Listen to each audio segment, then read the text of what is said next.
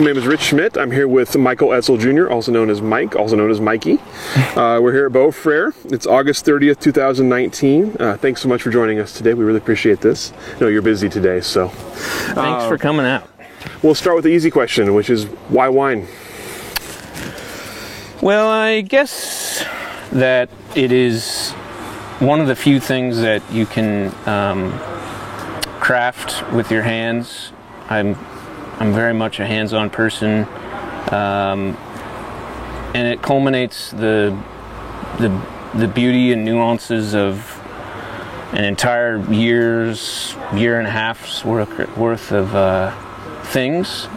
These things are, much of them are out of our control, so a lot of it is observing and just capturing it into a bottle and seeing it live its life through a course of hopefully a pretty long time after it is made is like really beautiful. It's really captivating and educational, and even though I think the more I think I learn, the less, it's just cool to watch. And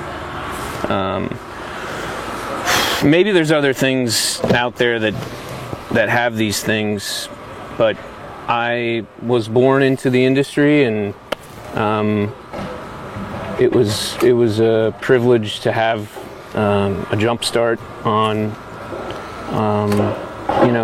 being exposed to it. So. Something about, you mentioned being born into it. Tell me about being born into it, growing up on the estate, kind of growing up in the industry as it was growing up. Yeah. Adversity, for sure, is a pretty large point. What do you mean by that? Well, my dad did one of these interviews and kind of, I think, put that perspective into it, because I was only a year old when we moved here.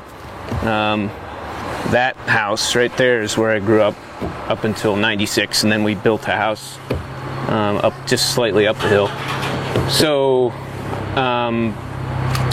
but once my dad and my mom came out here and decided impulsively, while they were on vacation here, to buy this farm, put their life savings into it, move us out from Colorado Springs, and just plant a vineyard thinking it would be a good place for that and growing a family.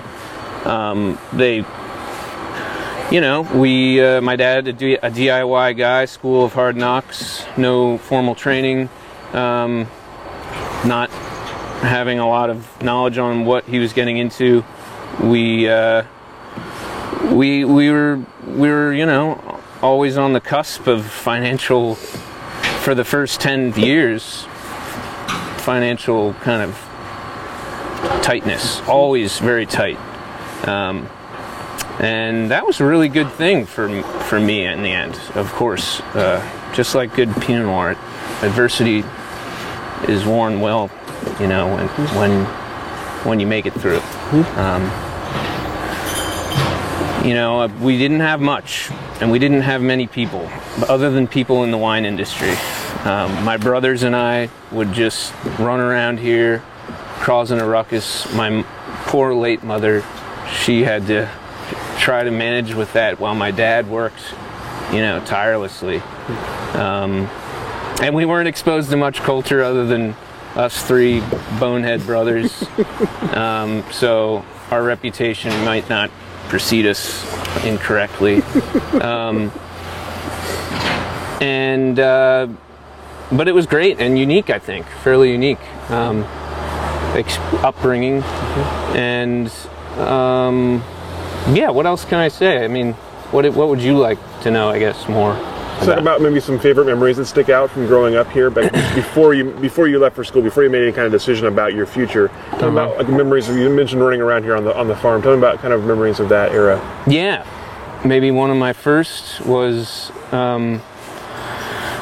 up in the vineyard. There's this cherry tree that only really birds eat. They're very small berries. And the brothers and I went up there while peak ripeness for this cherry tree, right in the center of our original vineyard.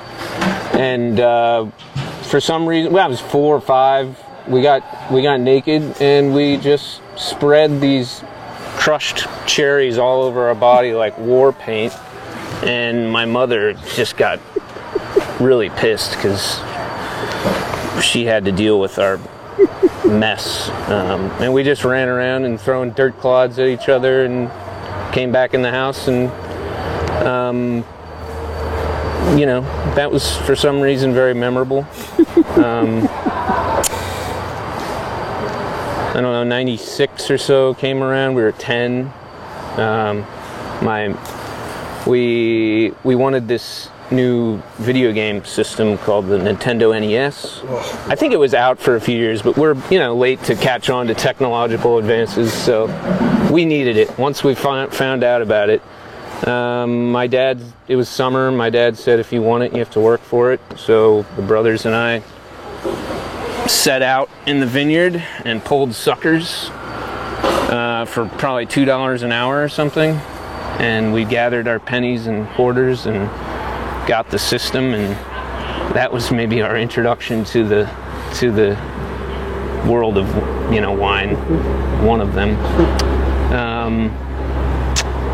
Once the business started picking up, we had a little exposure to sort of the success. My father began participating in the International Pinot Noir celebration. You guys need so many props for starting that event. It's what has helped put us on the map. But I remember we held all of my stories are kind of rabble-rousing stories. Maybe we should direct it a different way, but we held an event here. I can't remember the chef that came and cooked that lunch. One of the great Portland chefs. And had a group of IPNC people come out. Was it that or Pinot Camp? I'm not sure. But I think it was me. I was somehow got a seat at this really cool lunch here at the winery, and there were those breadsticks, those long ones we stuck in our nostrils and in my ears and put bottle caps, and we were just running around, you know, creating havoc. That was pretty fun. But yeah, just things like that. We were never geeking out about wine or even thinking, oh, I'm going to be a winemaker, you know, when I grow up, Dad. Because all my dad did was work. And we didn't, I don't think any of us had that vision. What point in time did that come into play? What point in time did you think about returning into this? Yeah, in college. What am I going to do with my life? I know I like working with my hands. I like making stuff. Other than that, I have no idea. So I'm trying to find myself freshman year, and was enrolled in the undecided major at Oregon State, and so a lot happened since then. I worked for Doug Tennell throughout summers after my dad gave us another option. Doug is like our nanny. I spent countless hours as a child at Doug's brick house, bored out of my mind while my dad hung out with Doug. But once we were more prime of working age, high school, we all 3 brothers worked for Doug. You know, so I had experience in the industry. I could drive a tractor like nobody's business, I felt. Even though my dad thinks I'm hard on equipment, I can be elegant. So I told my dad that I wanted to do an internship abroad. My brother had actually done one just the year prior. And so we kind of, my dad reached out to my uncle, Robert Parker, uncle-in-law, and he helped us get connected with a producer in Spain. Actually, I worked with 2 producers, and so I set out to do a 50-day or so trip in Spain to harvest work experiences, and I went there, and I knew it was going to be pretty cool, but when I went to these wine villages and worked for these producers and felt the cultural vibe of the old world connection with the wine world, it just really opened my eyes, and I came out of it saying, yeah, for sure. Oregon State just had a pretty newly revamped institute, enology viticulture, and I remember talking to the food science department's director, Dan Smith. He said, look, we got this program. We don't like recommending it to everybody because, you know, if you don't have connections, it's kind of a hard business to get into. But yeah, if you do it, if you want, you can do it.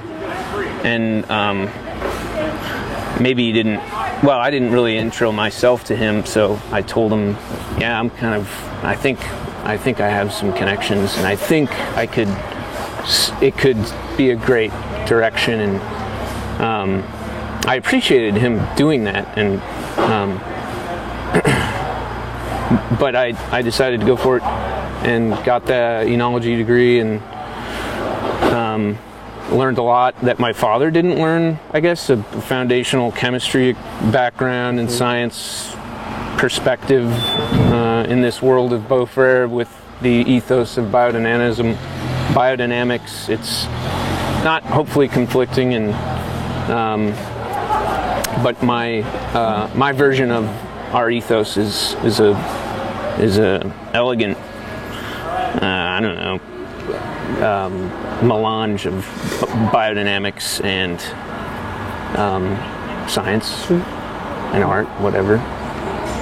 But where were we? When you got out of Spain and you kind of had this feeling this is what you wanted to do, and you went to Oregon State, was the intention always to come here, or were you intending at that point to maybe go someplace else? Yeah, I had no idea. I knew for sure that my dad and I were not ready to work together. So for sure, like my initial vision was to carve my own path and go work with other producers. Mm-hmm. Yeah. So at what point did you make the return here, and at what point did you were there other stops along the way before you got here, and sort of what was their impact on you and your development? Yeah, huge. 2008 I graduated, and at the Oregon Wine Symposium, the trade show is one of the better parts about the symposium. I bumped into a guy with a Willackenzie Estate name tag, and I somehow struck a conversation with him, Daniel Fay, and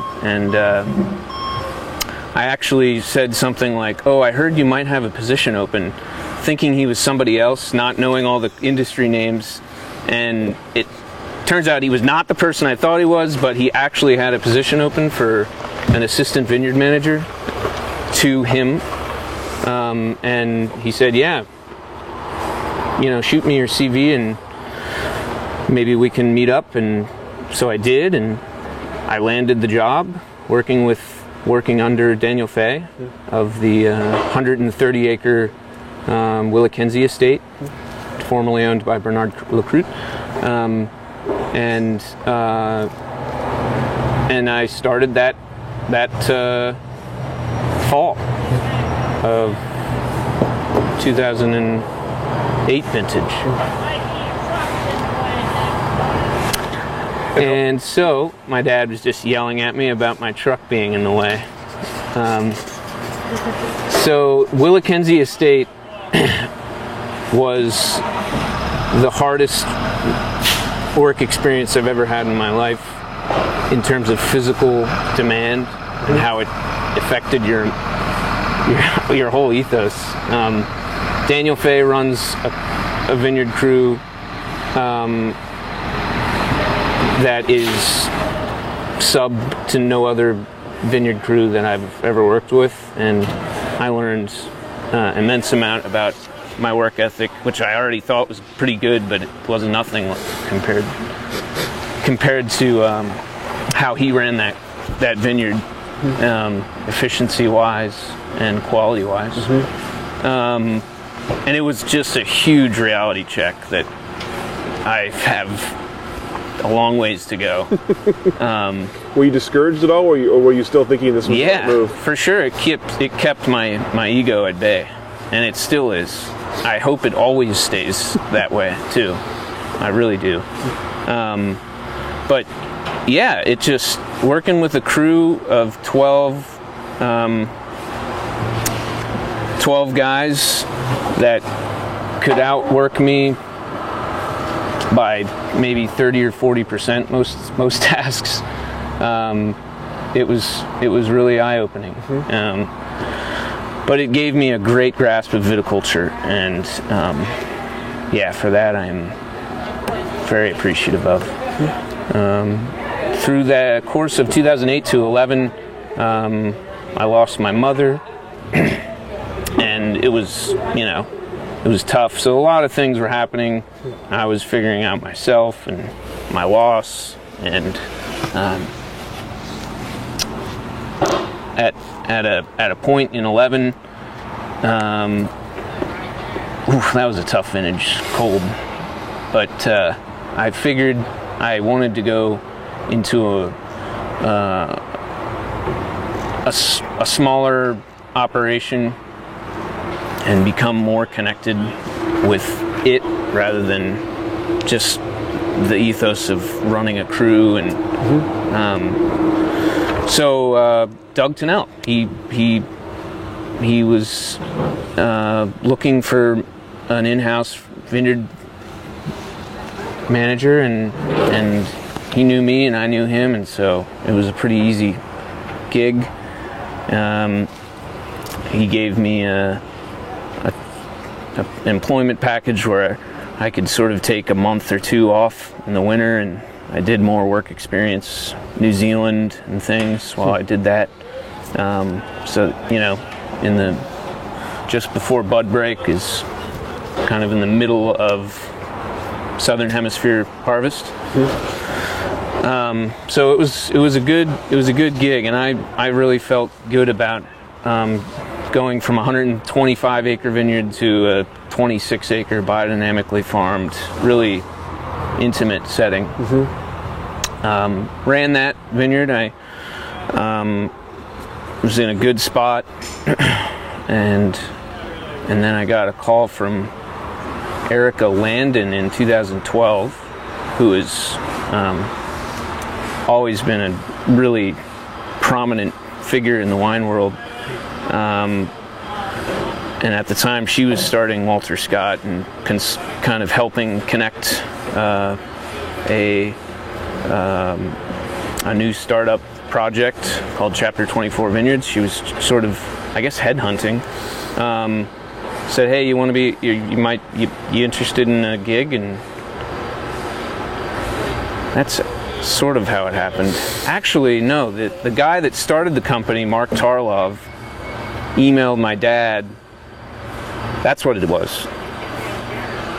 Saying, "Hey, I'm looking for a winemaker for this project I'm starting. Do you know of anybody?" He didn't email my dad. He actually emailed me.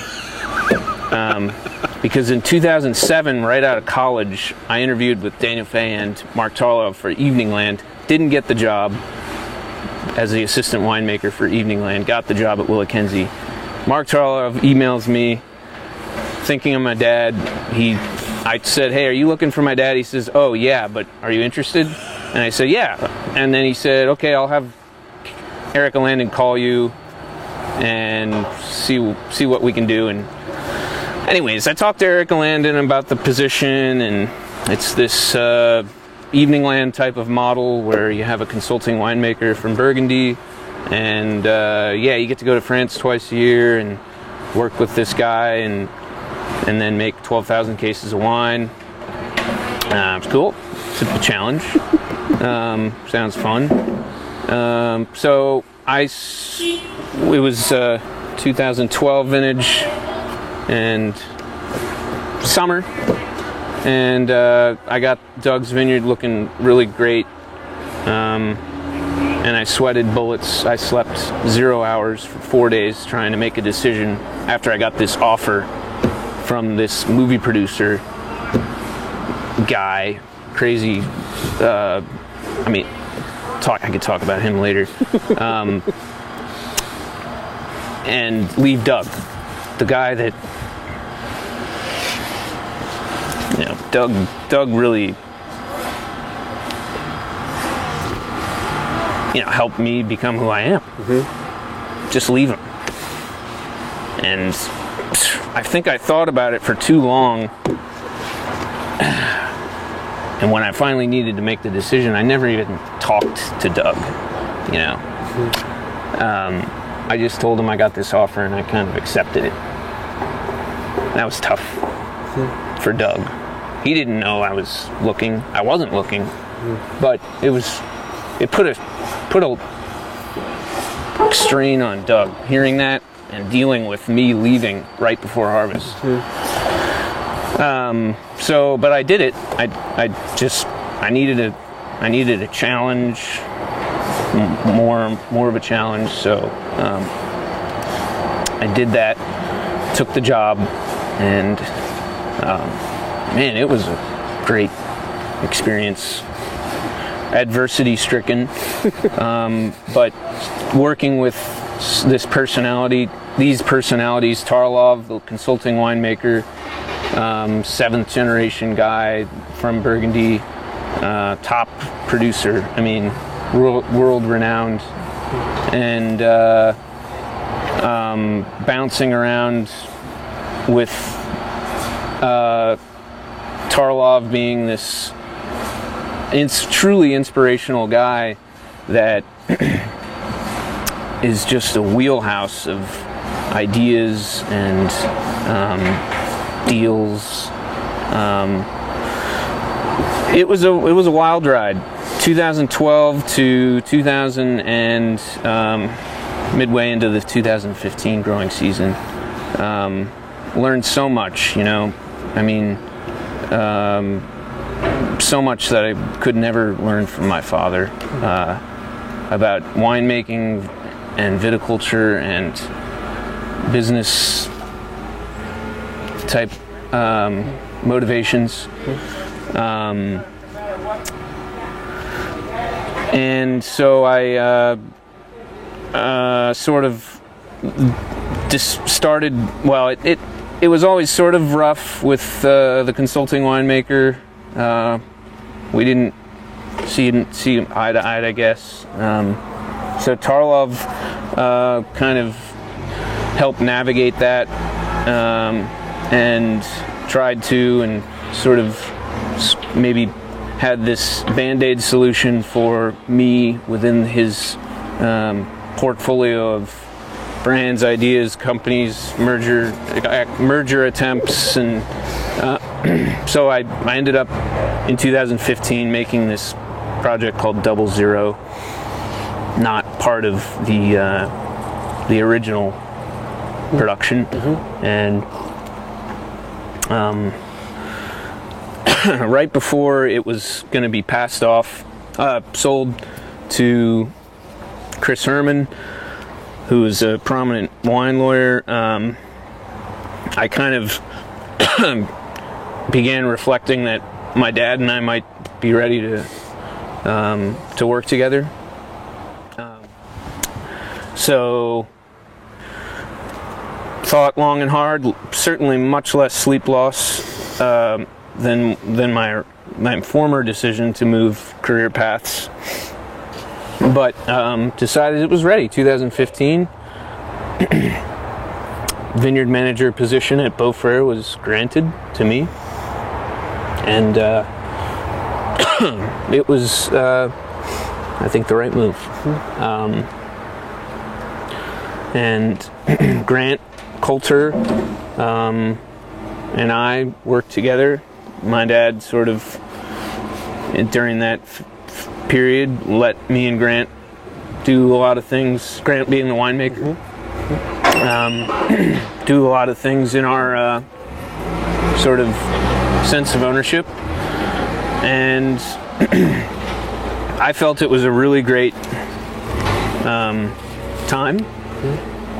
Grant, though, 2016, decided to move on. And he, I think, realized that a succession type vision was there.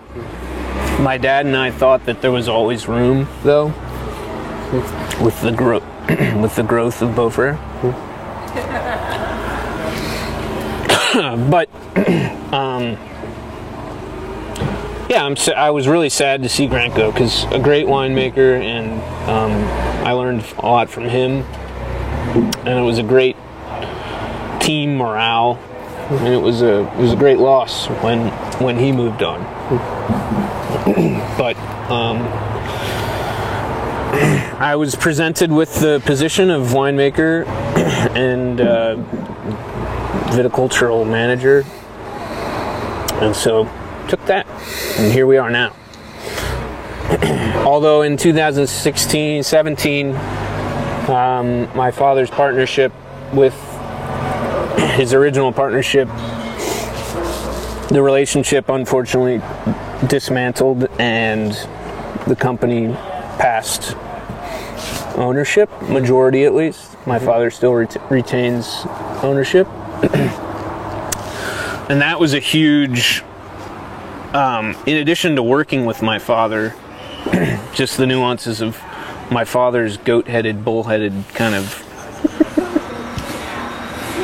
demeanor. And, you know, us trying to figure out who makes the final decision. It was very difficult for me to not pass resentment to my dad for allowing, you know, the whole heritage legacy thing of what he put his blood, sweat, and tears into go in this direction. And sort of like this question of him not thinking that there's the degree of trust and faith in me taking into his shoes. So that's why I'm that was that 17 vintage, that coupled with the fact that yields were 30% more than what we had sort of projected, a sea of grapes coming in, and that this transition just happening, and him and I working together in sort of this construct. It was a tough one. I walked up the hill and told him I'm done, and he came up and talked to me and said, "Hey, you're doing great, and you know, let's work through this." So came down and said, "Yeah, let's do it." And it's been a heck of a lot better since then. Also, since my wife and I created a child of our own, who is now a year old, and like I didn't think it was going to affect me like it did, but it really did. It's this existential kind of circular, you know what I mean? Third generation on the farm, and I'm going through maybe just a fraction of what he went through. So yeah, there, and we are today. You talked about obviously the kind of a rough timing, starting your job, Grant leaving, the company selling, changing. Is there a time when you sort of found your place here at Beaufrere? Is there when or is that still, are you still working on kind of finding your comfort zone? I don't feel like I'm finding my comfort zone. I think that there were transitions with a lot of people within our company that made it seem like we were all still rolling with the punches. You know, our accountant, Beverly Hall, was with us since our office was inside our house. She worked when I was 5, running around in my underwear screaming at my brothers. She left in 2017 or 18. A few other people in the office. She retired. She was ready to retire. Bev Hall was like, you know, another integral part of who I, you know, was. So, so there wasn't a point, but there was just a regrouping of the company, personnel-wise, visionary-wise, having faith in our new partners, and as all that really came in a great package. We have a great relationship with our new partners. They share the same vision as us, family-run organization. It just, within the last year, I would say, really became strong, and I feel like we're making great wines from sort of that initial tension and now this release. So you've obviously you've been around for pretty much all at least here or watching Beau-Frère as it's grown. Yeah. Tell me about the evolution of it in terms of wine. Like what was being made before and how much of it versus what you're working on now. What's new in terms of Beau-Frère? Yeah. The winery started with the probably 14-acre vineyard that my father planted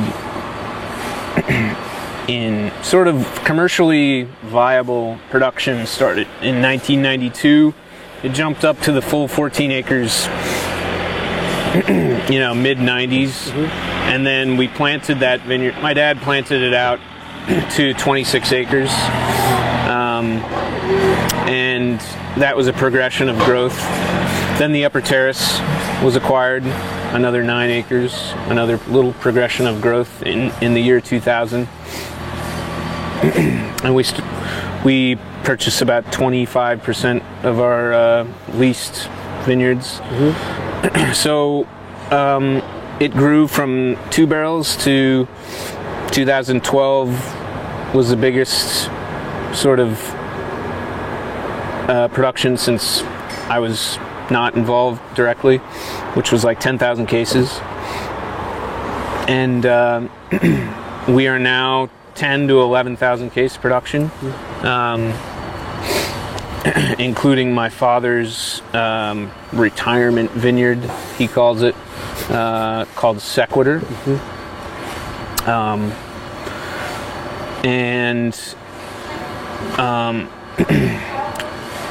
Winemaking changes that have occurred. My father originally started Beau-Frère with this Grand Cru ethos at the time, 100% new oak, François Frère, heavy toast, ignoring most everything except for tannins when you're picking decisions. And often in Oregon, when there's not such an adverse vintage, that meant picking rocket fuel grade alcohol levels. And my father's puristic approach of not adding water often meant the early vintages of Beau-Frère were, you know, big wines, high tests.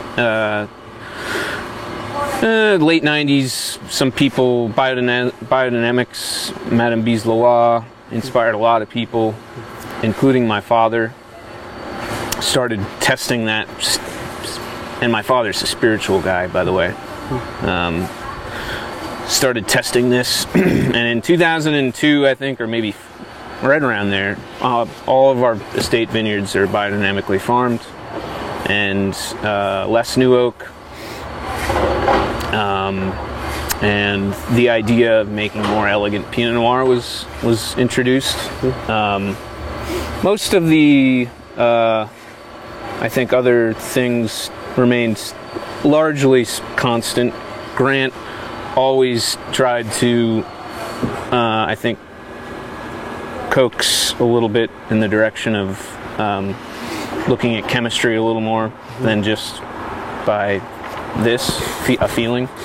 And it was good to have that, because then when I came on, maybe because I'm his son, but I told him what to do, whereas my dad would say, "No, Grant, you don't do that. Just do this." You know, I feel like I can convince my dad for some reason of things in his older age, or maybe post Grant. He learns. I'm not sure, but I think that Grant and I were both on the same page of looking at some different things when it came to picking our grapes, and a huge component of what makes this wine. We shouldn't forget about all the energy we put into the viticulture, but after that, picking decisions, we unanimously, especially with the phenomena we have with warm vintages, picking earlier was a huge thing that we changed throughout the last 4 or 5 years. And then with that earlier pick, we see that our seeds aren't as ripe, and therefore we shouldn't work to expose that in the ferment. And in general, less time in the tank, and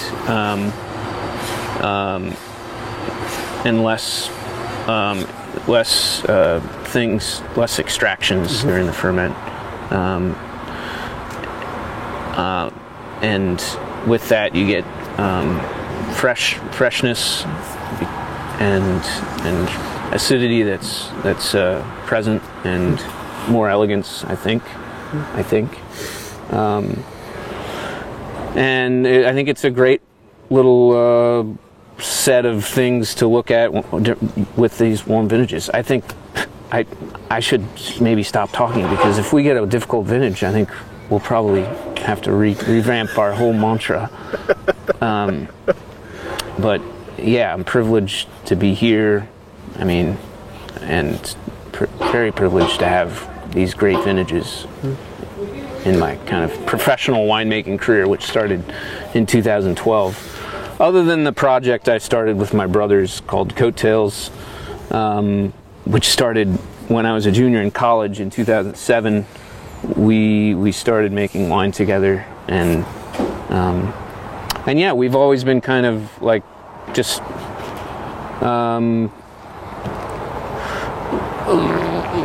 we realized that we're in a really lucky place in our lives, and decided to name a company based on the pun "riding the coattails," and just that we still want to make something that's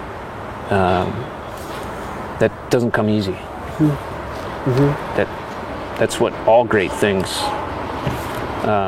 come with hard work and a life-absorbing amount of attention, and sometimes a lack of balance in life. So you've talked a bit, I think, but I'm just curious if you had to describe your winemaking philosophy, how would you describe it? What are you hoping people get out of a bottle of wine you make? Yeah.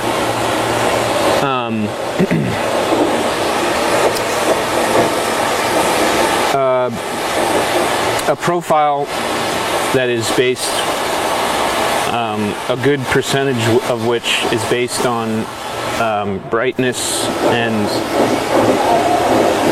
a fresh acid profile, and then another maybe almost equally proportionate amount of a profile, whether it be more ripe or less ripe, whatever it is, it's represented in the vintage,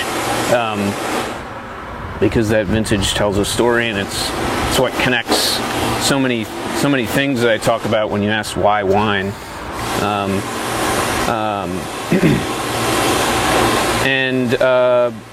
And I think it should taste good. I definitely love a glass of wine that kind of makes you come towards it like a little bit and work like to kind of, but it's a fermented fruit beverage, and I think it should have that character for sure, you know. And I don't think the style of wine that I like to make is not so esoteric that it's just, you know, tastes like dirt or something, or burnt leather. I would really like to have the sort of core be fruit driven. And that's wine that I like, and that's I think a good chunk of you know, what the average consumer likes, so that's good. You talked a lot about family today, about working with family, and feeling like you weren't ready until you were ready. So tell me about what it means to you to be able to work with family, and like you say, have the third generation now on the farm, and how have the experiences been? You mentioned someone working with your dad, but I'm just sort of curious. Family aspect here, pretty interesting. Yeah, it is, and it's really great. After you guys should come to a staff meeting. That's when it's really comical. When my father and I, every Friday, have a good, light-hearted clash, oftentimes, but it keeps our company weird, and which is good. And we're both working on being more professional. I think it's important, but we have a very serious vision. We just don't have a whole lot of facade around professionalism. We're working on that. Back to family though, it's I mean, it's a complex thing, and I like it. Yeah. I'm not sure if I'm answering much of your question. You're doing great. This is awesome. Yeah. We hear a lot when we do these interviews and we talk with people around the industry about the sense of community, the sense of kind of camaraderie here in Oregon Wine. I'm curious about how that has, as someone who grew up in the industry, how that has sort of played in your life. You mentioned Doug Tennell and other people like that in the industry being like family. Yeah. Does working with family kind of help develop that sort of sense of community? Yeah. It does. I mean, our wine community is still very strong. I'm really happy to hear that. I don't have a whole lot of comparative analyses, but I feel like I feel like our wine community is very close, and I hope that the notion of rising, of you know, helping others in our industry is helping our industry and helping us all. I hope that stays, and I still very much encourage it, and I love my colleagues, mm-hmm. my industry colleagues, a lot of them, and yeah, there's a lot of people that I grew up with that are succeeding their winery to some friends of mine, and it's really cool to see that. Mm-hmm. and it's and some not, but a lot of them are succeeding with really exciting tracks. Mm-hmm. Yeah. You mentioned this going through the sale that recently happened, and you mentioned that you have partners now who kind of share your vision. Tell me about the process of actually going through that and sort of finding that shared vision between what you want to do, what mm-hmm. your new partners want to do. Yeah, so my father was entertained by a few groups, and he is the kind of person that is very good at being very direct. That's a really good thing when we're talking about new partners. And so, and my father's, my vision and my father's are quite similar. And so he told, when the Onryo group came to talk about this, my dad pitched the idea. First thing that happened, I guess, was we had our books out, and Gilles, who is in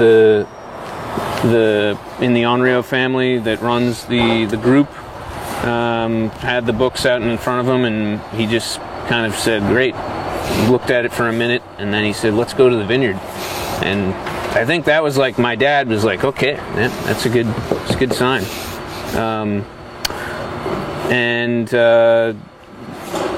My dad shared his thoughts, as he always does, and the group totally is like in line with what we're about and where we want to go. And where we're wanting to go is it's somewhat liquid, but we have this kind of frame, and we're just going in a narrow path and taking note of things that are changing, and just really have a solid plan of producing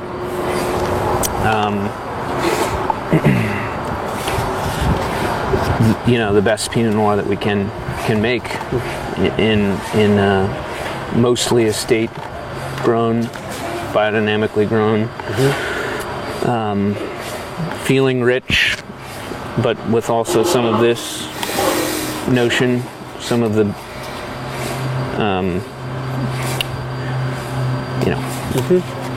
and I think we're getting everything we need to do that, to really continue the things that we've learned from the past 30 plus years, 32 years. It's an infancy compared to some other wine growing regions, but Oregon is still the Wild West, and I'm really happy to be, an infant in it.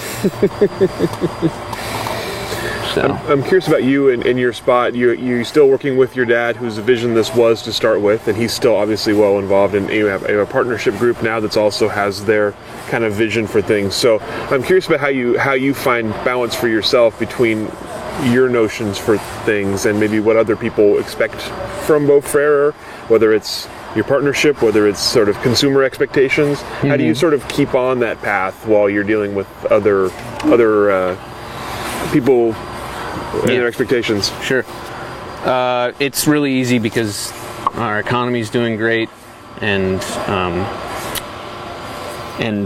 our brand is healthy, and we're blessed with easy vintages.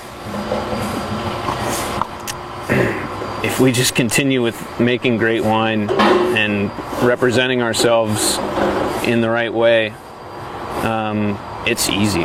The vision we all share, and so it's, when adversity comes, I'll get back to you. Sure. So I want to broaden out a little bit, and I'm just sort of curious from your perspective, what does the Oregon wine industry look like today? What is the Oregon wine industry today here in 2019? What is its role? What do people see it as? Yeah, I need to travel the markets a little more to get that notion defined, but because I'm currently, I'm just in a feverish passion to just make great wine, and I'll heed some things that pop up at me from the market or Sometimes my dad, but most of the time I just kind of, no, I listen to my dad a little bit. But my understanding of the Oregon wine industry is really healthy. So much opportunity.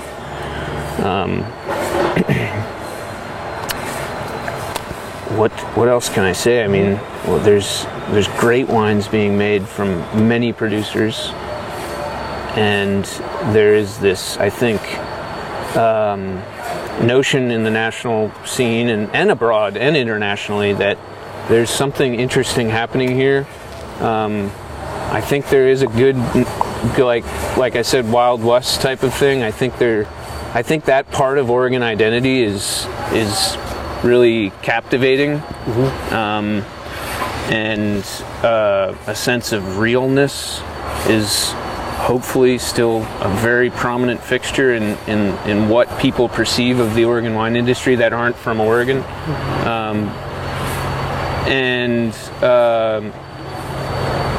It's just a really exciting time. There's so much opportunity. And how do you see Beaufrere fitting into the larger Oregon story? Like, what is Beaufrere's role in Oregon wine's history? Well, yeah, I think it's been in the ultra premium category. It's been highly regarded, and in many circles, it's, I think, considered a leading example, and it's had such a, I think, limelight. Is that lime? It's had a lot of highlight because of the partnership with Uncle Dowell, and I just want to continue its warranted, not unwarranted notion of quality. You know, I want to make it. I want to make really good, great wine in it, and not have the not ride on the coattails. So on that note, what do you see as you look in the future for Beaufrere? What is Beaufrere? What's happening in the next 5-10 years here? Yeah. We're going to try to focus on the Ribbon Ridge AVA, not exclusively, but potentially increase the Ribbon Ridge stakes, so to say, and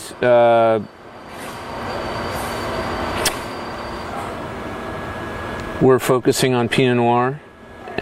But we are also seeing that Oregon Chardonnay can be really great with the realization of a few things that maybe the earlier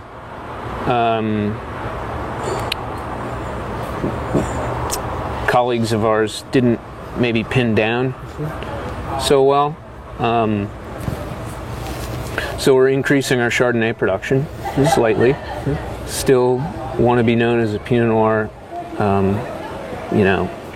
house,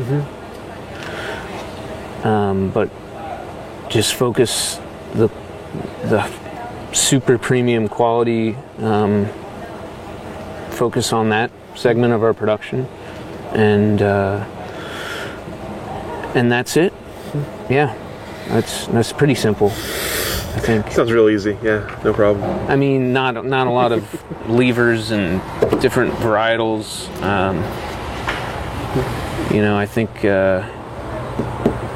I think the climate is changing, but Pinot Noir is really great for this climate. Still, it's there's some terroirs out there in the Willamette Valley that are untouched. It's a stretch of and even elevations within terroirs. You just go up if there's drastic changes, but yeah, I think we're in a good track. As you look ahead for yourself or for Oregon wine in general, are there obstacles or challenges on the horizon that you're concerned about? You mentioned climate change. Is there something else, or is that a more concern than you let on? No. I think everything is within my lifetime. Maybe my kid's lifetime could be climatologically more concerning, but I think within my lifetime we're I think more solid on that end than we are perhaps economic downturn. That's tough. We can't drink everything that we produce, and it's so great having a it's I think my ego is pretty healthy, but just having our hospitality department right next to our lab and our barrel cellar, and just finding that people that come here just truly enjoy the wine and the experience, having that gratification is so great. And having this hospitality, the hospitality department is where we used to house the pigs. That's a pig barn. When we bought it, it was a rundown pig barn. And just like, now we get this great hospitality department in the pig barn. My dad is like, he would, even if my dad was high on like psychedelic mushrooms, he would not believe that was what would happen when he bought this farm. It's like, it's really great. So that would be my biggest concern. We produce wines for people that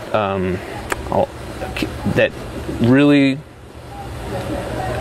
would, a lot of people that drink our wine are very successful and have a lot of money, and that's great.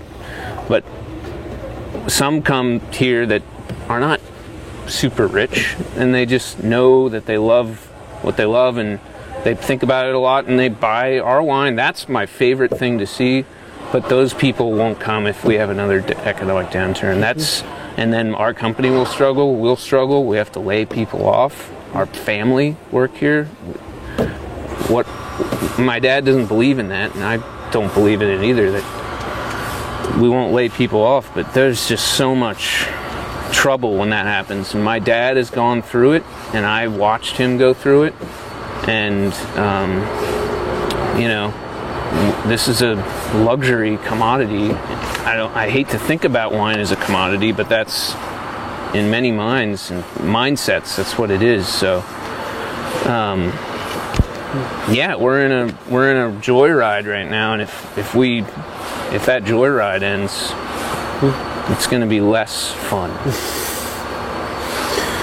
So you went to school for wine. As you know, Linfield is just developing a wine studies program of its own. We have students studying wine studies also in the archives. So I'm curious, you meet a student who's just graduating college, wants to go into the wine industry. What would your words of wisdom be for someone who wanted into the industry today?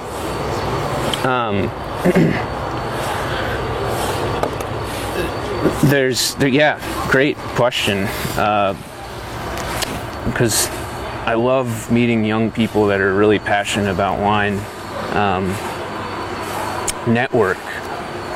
Be a tenacious networker. Read the person you're trying to network with. Gauge his level of interest in you. Don't push too hard.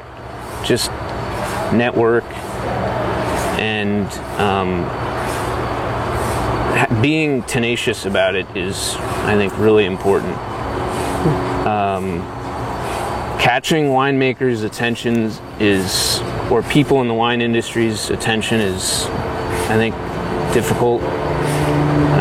Should I bring up the quote about winemakers? Please do. It would be great to have that on the record. Because you said you'd never quote it. Is it that we're like often like kittens with disabilities, I think. Sorry if that's cruel, but I don't know. My dad and I think both of us could be diagnosed with ADD, so maybe we're not all like that, but a lot of us are hard to track down. So that is important, and people just really appreciate work ethic, I think, in the wine business, in the wine world, and attention to detail is so huge. I think it's fluent in many industries too. And you got to have a passion for it. Yeah. I guess that wasn't really that great of help, was it?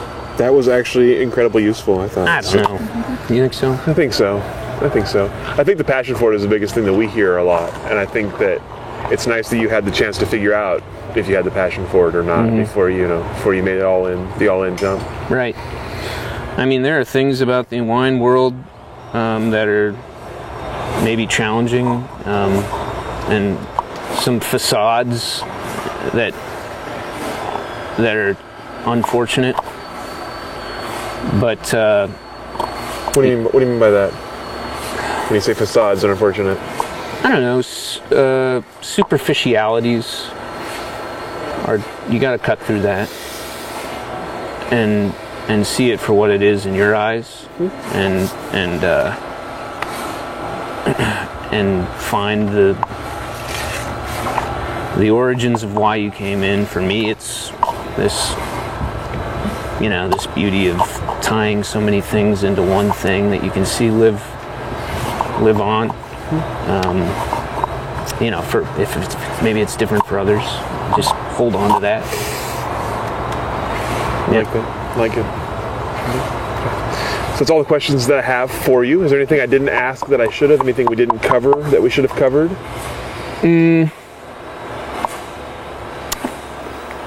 I don't think so. I mean, yeah, I lost my voice almost talking so much, and maybe I'm nervous or something. You got to. It's good preparation for you. You got to build up that voice for more future interviews. Well, thank you so much for your time today, for spending time with us, for answering our questions, and for taking time out of your busy day for us. We really appreciate it. And My pleasure. Go ahead and let you off the hook. Okay.